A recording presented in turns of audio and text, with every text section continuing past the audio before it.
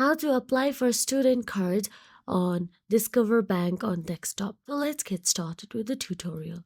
First of all you have to do is open your preferred web browser, then in search address bar simply type down apply for a student card with Discover Bank and hit enter and search for it.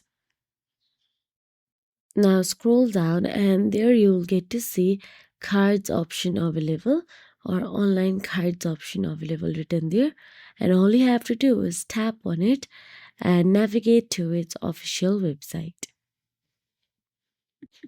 Once in there, all you have to do is simply make sure that you are logged into your account, then scroll down and there you'll get to see various cards option available, and if you don't, then tap on the get to see offers or card options available there and scroll down. From there all you have to do is tap on the student credit card, and there you can see apply now option available.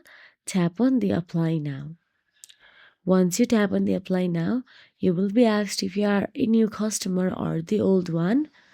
Then all you have to do is enter your information correctly and apply for your student card. If you found this video helpful, please like, share and subscribe, and thank you so much for watching.